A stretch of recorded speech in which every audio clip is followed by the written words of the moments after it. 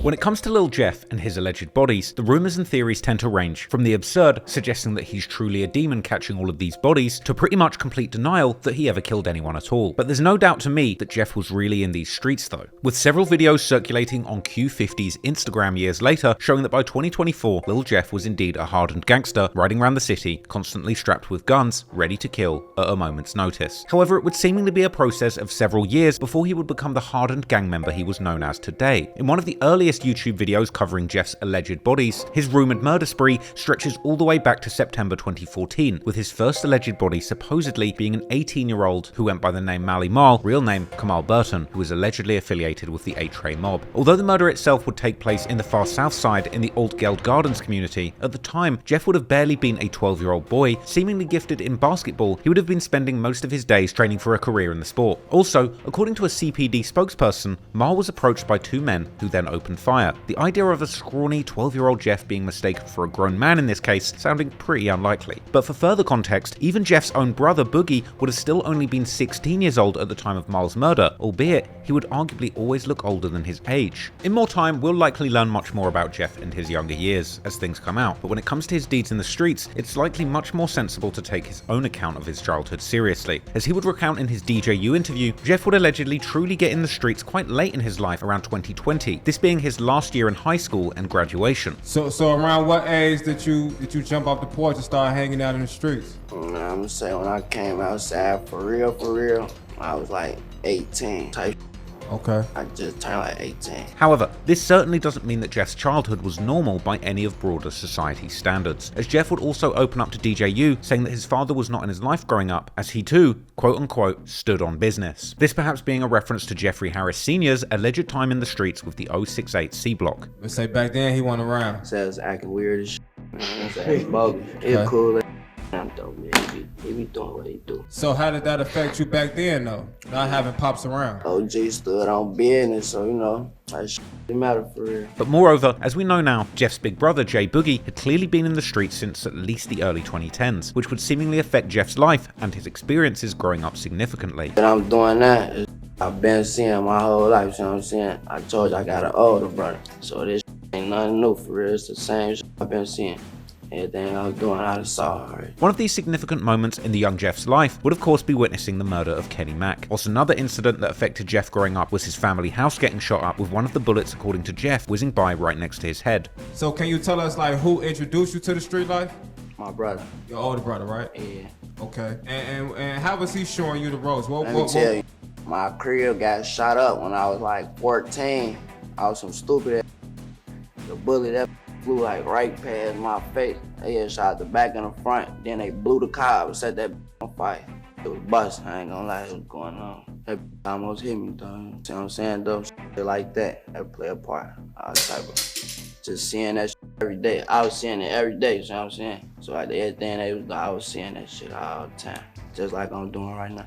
It's just I'm a part of it now, so it's different. Now, it's important to remember that while Jeff would seemingly appear in the drill scene almost out of nowhere, he was always the product of his environment, and that environment being one of the most dangerous in the whole of Chicago during the 2010s and beyond. When it comes to Jeff's time in the streets after 2020, when he supposedly got involved with the Bloodhounds heavy through his brother, there's still no shortage of alleged victims that are commonly or less commonly attributed to his supposed double-digit body count, with even the YouTuber who had originally published one of the first supposed body lists of Jeff spinning back with a new video sometime later, this time including only names post-2020. One of the more obscure names on this list of people that Lil Jeff allegedly took the lives of was an alleged member of the crew Hit Squad by the name of Lil Gutter, real name Ronnie L. Sistruk Jr., who would lose his life in 2021 around the same time when the young Bloodhounds such as Vert and Jeff would allegedly be responsible for the deaths of the A-Tray members Clay and crew, with Gutter being shot down on the 13th of May 2021, eerily exactly 1 month after the murder of Crew on the 13th of April. Gutter would be caught on the 700 block of 79th Street, this location being a mere 4 minutes walk from the intersection of 79th and Maryland, one of the main spots that Jeff and other Bloodhound members have claimed in their music videos. However, when it comes to any actual proof that Jeff or the Bloodhounds were behind this murder, the evidence seems to be slim to none, with this particular case further muddled by the fact that Hit Squad would have another, much more known member called Gutter too, who would unfortunately also end up losing his life, in this case in 2015, allegedly by the Bloodhound affiliated set MTV 079, whose members have commonly dissed this Gutter over the years too. Another less common commonly heard name in this YouTuber's list is an alleged member of the Evans mob called the Black, real name Roger Lewis, who was a 33-year-old OG of his block, shot dead in a drive-by whilst driving in March 2022. The only problem with this theory is that Black's alleged killer was in fact charged already the following month in April 2022 and is now serving his sentence for the murder. Also in 2022, Jeff would end up losing someone seemingly very close to him, a man named Jamarian Loston, better known in the streets as J-Mo, who was allegedly part of the 06679 Alliance. There are some rumors that claim that it was this murder that motivated Jeff to catch his first body as revenge, this victim getting allegedly caught outside of a corner store or gas station, as Jeff and other bloodhounds have implied in several songs. Later on, there would also be some rumors surfacing online that Jeff was supposedly even carrying out contract killings all the way in Milwaukee, with one Chiracologist dropping a picture in the comments of Jeff hanging out with some alleged local gang members from Milwaukee, with this picture being from a music video of the rappers Ghost, 53206, Super Throwed Feifei, and K-Rax called Plenty Missed Calls, released in July 2023. This outfit actually being the very same one that Jeff is wearing in his music video for the song N-Words B12, released on March 2023. In fact, even now, K-Rax still seemingly has Jeff as his profile picture on Instagram, which he likely changed following Jeff's death. Jeff and the other bloodhounds would also later make several references to doing contract killings and to Milwaukee, with JB Bin Laden rapping in the song Run But Can't Hide that also features Lil Jeff how the bloodhounds have blood for hire, meaning that they're selling hits too. Whilst Jeff himself would also rap in the song LA Freestyle how someone tripped and got killed and how he's in Milwaukee like the NBA team, the Milwaukee Bucks. Q52 would claim in the leaked song BH4L how people know that he has bodies from state to state and that he's clapping people in Milwaukee for money. However, while some people on Reddit swear that this is a fact, there seems to be very little actual proof to back up these claims, and it appears that when it comes to the more plausible rumors, these will begin not long after the death of Z-Money in March 2023, with one of the first alleged victims of Jeff following Z-Money's murder being a young man called Lil Pooh, real name Pierre Boozer Jr., who hailed from Jeff's old stomping grounds, being allegedly part of the Flipside set who repped the 93rd Street. However, Pooh was seemingly well affiliated in the East Side, with his brother allegedly being part of the 95 mob located in the Princeton Park neighborhood, while Pooh was also, according to some, allegedly affiliated with none other than Trap City, with him even having 067 in his Instagram profile name. However, there's very little to be shown about his affiliations on his social media. To the contrary, there's more to be shown about Pooh's connection with the Bloodhounds, although the reason behind these connections could be either affiliation or rivalry. Whatever the case, at the time of his death, Pooh was seemingly living far away from Flipside, Trap City, or Drill City, all the way outside of the borders of Chicago on the 1800 block of 223rd Street in the community of Sauk Village. There, on the 9th of April 2023, a few weeks after the death of Z-Money, police would respond to reports of shots fired and find an unresponsive Pooh laying on the front lawn of his home with multiple gunshot wounds, and his death would soon be ruled a homicide. Unfortunately, it seems that from the beginning, the police had very little to go on to solve Pooh's murder, and they would end up reaching out to the public in the hope that they would receive some clues or witnesses might step forward, but these clues would never seemingly materialize, and this murder remains unsolved. However, in this case, there are several examples of Lil Jeff seemingly claiming responsibility for Pooh's murder. For example, on the 9th of April 2024, the French Chicago drill aficionado Squid Ape would make a tribute post to Pooh on his Instagram, which would quickly gather numerous comments of people laughing at his death, which one commenter would ask what he had done to invoke such a reaction, to which Lil Jeff himself would comment saying that Pooh had been dissing Z-Money. Then, a few days before Jeff's death, an unreleased song of him was leaked online, the song having a bar where Jeff seemingly describes Pooh's death, saying how Pooh had dissed Z-Money and now he's gone, before describing someone waiting for him to come home whilst laying in the grass outside his house. This bar seemingly describing exactly what might have taken place before Pooh's murder. On Reddit, one commenter would point out how Jeff had been hanging out with members from Flipside not long before his death, whilst guessing that this is why the song was never officially released at the time. However, on Jeff's posthumous album Stepping in Blood, this song is indeed included with the title In Your Home. But what makes the matter even more confusing is the fact that one of Pooh's good friends from Flipside would seemingly post an earnest tribute to Jeff following his death. And to make matters even more complicated, Jeff by no means wasn't the only one dissing Pooh after his death. Only a few days before the murder of Pooh, a young man would be killed in the community of Park Forest during an altercation at a house party. Park Forest being only a short drive away from Pooh's Sauk Village community. As it would turn out, the killed man was not just anyone, but an actual blood brother of the infamous rapper and Chicago drill, Wooski, originally from the STL EBT set. His brother, who was called Lowski, real name Ladarius Williams, allegedly belonged to a set called the E-Block, and also apparently was part of a clique called Haddyway, which much like the Bloodhounds, allegedly consists of members from a few different sets, and is named after a boy called Haddy, who was killed in 2016. This clique having been in a deadly war with JB Bin Laden's 400 East set for years. As the rumor would be, Pooh had allegedly had something to do with Lowski's death, and following Pooh's death, the members of the Haddyway would also seemingly claim to have been behind his murder. Meanwhile, following Jeff's death, Pooh's brother would rejoice on social media, laughing at how everyone everyone who had dissed his brother had ended up getting shot themselves. However, who all these people were besides Jeff was not entirely clear, as it seems that Pooh was a known menace on the east side, as a rapper affiliated with the Mix Mob set called Lou Glocks would say in his tribute to Pooh. This being yet another example that Pooh seemingly had both many affiliations, but also many enemies on the east side. But then, coming into the summer of 2023, Jeff would allegedly catch someone that almost no one would deny being his likely victim. As mentioned earlier, the murder of Z Money would allegedly break down the decade-plus long affiliations between Trap City or Chris World and Drill City, with Jeff and his bloodhound friends from that point onwards seemingly being consumed by their urge for a get-back for Z Money. In the song 333, which would seemingly first leak or be unofficially put out by Jeff's team some weeks before his death, the track would officially be released on the 14th of July with a music video that was filmed while Jeff was still alive. In the song, Jeff raps a bar about the bloodhounds shooting so much on the Rhodes Avenue that their ops had to shut their trap down. This bar likely referring particularly to the Rhodes Avenue roughly between the 66th and 68th streets, which is one of the main areas of Trap City or Chris World. Indeed, looking at sources like Chicago's Spot News, who follow the CPD's police radio traffic, there will be numerous times that gunshots will be reported around that area during the summer and fall of 2023. In fact, in his February 2024 song called Striker, Jeff even specifically implies that they are the reason why Trap City's hood is so often on Spot News. However, the alleged get back for Z Money would surprisingly take place far away from the hood of Trap City. On the 25th of June, at around 8:55 p.m, Trap City member called Leal, real name Jaleel Goins, will be sitting in a parked rideshare car in the Little Italy neighborhood near the University of Illinois Chicago campus. This neighborhood, sometimes now called Little Italy or University Village, is these days a truly upmarket neighborhood that's experienced high levels of gentrification since its inception as the home of many of Chicago's first Italian immigrants, and the demolition of all the large public housing complexes during the 2000s. By all accounts, this is one of the safest neighborhoods in Chicago and one of the last places where one should expect to be a victim of gun violence. Nevertheless, while Leal was sitting in his rideshare car on the 1300 block of West Taylor Street, someone would approach the car on foot and open fire through the rear passenger window, shooting inside the car numerous times before running away. The rideshare driver would immediately take off and drive the seriously wounded Leal to the nearest hospital, which was less than a mile away, but by that time,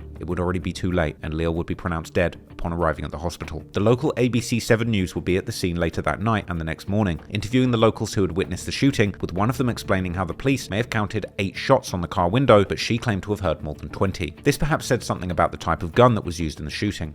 Well, as you know, these are very busy sidewalks. Here in Little Italy, you often have people walking to restaurants, bars, and stores, and last night was no different. Unfortunately, a young man lost his life, and a young man who is very well connected to an organization that many people in Chicago and across the country are familiar with, Project Hood. This evening, a statement from the founder about condolences and their recommitment to the work they do. Chicago police investigating a fatal shooting yesterday evening. 19-year-old Jaleel Goins was pronounced dead at Rush University Medical Center, but police and nearby residents tell us the incident began in the 1300 block of West Taylor Street, where Goins was a passenger in a rideshare and was shot. Then the rideshare driver drove Goins to the hospital. I knew it was shots, and like I said, I was in my bedroom, and I kind of ran like on the side of my bedroom, on the other side of the wall, because, you know, bullets don't have eyes. I thought that was it. This woman was outside to meet someone. She tells me she was looking down at her phone, then heard the shots. She thought she had been shot, but she had not. I'm down there on the ground crying and shaking and stuff. Pow, pow, pow. They said it was like 8 shots. No, I believe it was more than 20. Pastor Corey Brooks confirms Goins was the son of an employee at Project Hood, releasing a statement saying in part, "Today, we are not just an organization. We are a family mourning the loss of a young life taken far too soon." I'm still processing it because I'm still shaking. It's scary. You know, we should be able to walk out our door, walk to get something to eat, walk to get the newspaper. Stuff is happening everywhere, but something definitely needs to be done about the crime. Pastor Brooks tells us that Goins was a son of their executive assistant as well as a brother of their youth manager. In his statement, he went on to say, "This reminds us of the need to stand together against gun violence." As for the investigation, Chicago police tell us at this point, no one in custody, no motive. Following the incident, the rideshare driver too would open up about his traumatic experience, explaining how Leal had likely passed away already during the short drive to the hospital. The rideshare driver whose passenger was shot to death in his car near UIC is opening up about the traumatic experience. 19-year-old Jaleel Goins was shot after getting into Robert Smith's car on Sunday night. Smith says he hit the gas when someone standing outside of the car started shooting. He rushed Goins to the hospital where he was pronounced dead. I was running stop signs and intersections to get away. So at one intersection, I had to stop because there was a car coming through, and then I turned to him to say, hey, I'm going to take you to the hospital. And he said, okay. Then the next time I stopped, I had to stop at a light because there was 2 cars coming through the intersection, so I couldn't run it immediately. I looked back then, and he wasn't moving anymore. Police have not made any arrests in this shooting. The very next day, on the 26th of June, Jeff, together with JB and Q50, would drop their remix to Lil Yachty's popular track Coffin, reusing the beat and making their own version of the song with the same name. The song and music video had obviously been made a long time before Leal's death, but the timing of the drop is still pretty interesting given the title of this track, Coffin. And the music video for Coffin begins with Q50 showing an old video of Z Money to the camera as the title of the song is placed on top of it, and the video ends with Q50 making a Z hand sign to the camera, showing that the death of Z Money was certainly playing a major role in their lives at this point. While in the lyrics, Lil Jeff largely continues his usual antics, talking about toting switches and Dracos and killing his ops with face shots, as well as saying how their ops are sneak dissing and throwing subliminals, before ending his verse by saying how he might rob a rapper next while showing 2 bust-down watches fully flooded with diamonds on his arm. The implication seemingly being that Jeff was already deep in his habit of robbing people of their watches at this point, with him even rapping that he might rob a rapper that just signed a record deal. And for the record, these watches are serious licks. These aren't vintage Datejust we're talking about. The 2 watches being shown off in this video are serious pieces. One is an iced out Rolex Day-Date, which would be worth at least $33,000 if real, and the other appears to be a fully iced out Audemars Piguet Royal Oak chronograph with Arabic numerals. Now, I'm not saying that this watch is definitely fake, but I did do a lot of digging and I couldn't find a single listing for an AP in 2-tone with the same dial layout and the Arabic numerals like the one Jeff's wearing in this video. Like, I couldn't find one at all.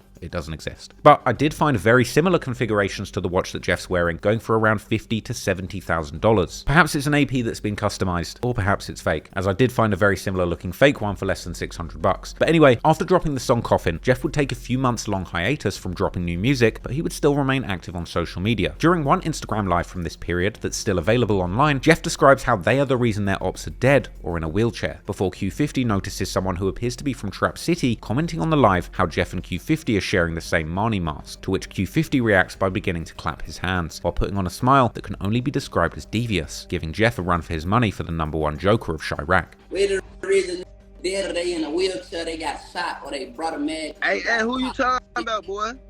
Hey. We was just talking on the phone, we was just cool, so who the fuck you talking about? The martial arts. They said we sharing a Marnie mask. So first grade, we just had a mask that we, That's the hat. What the fuck is that? That's a hat. It's just like this.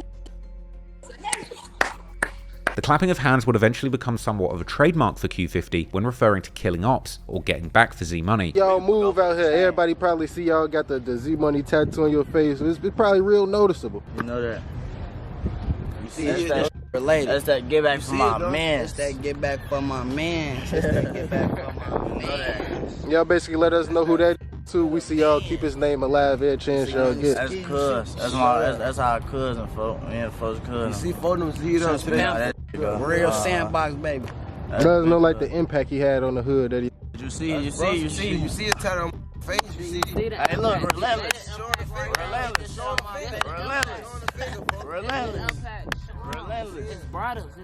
That's like that.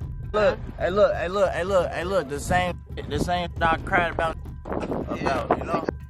Anyway, more Trap City members would soon enter the chat, aiming their disses particularly at Q50, saying how he just came outside in 2020, and pointing out that he has Z Money tatted on his face but hasn't even known him for over 5 years, as well as saying that he used to be just a gamer, to which Q50 would once again respond simply by clapping at the camera. Hey, why do niggas talk about niggas running? Ain't no ever have you running, folks.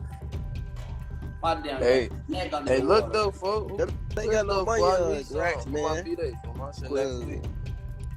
Hey, hold on. Even if folks came outside yesterday, guess what?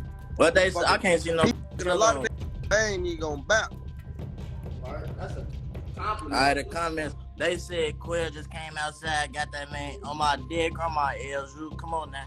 On first grade, I've been just, Hey, L's, yo, just start doing used to ride horses in the hood. This back and forth would only intensify, with Vert now addressing Trap City explicitly, while Q50 would reminisce about the times that he allegedly made Trap City members run, before the discussion would eventually turn to Leal, with Jeff saying how he can't even smoke with you if you don't smoke Leal. I wasn't even talking about them good. They had some goofy to me now, because I wasn't even talking about them. I ain't even said nothing about 67. They had some straight peons from me. They did it themselves.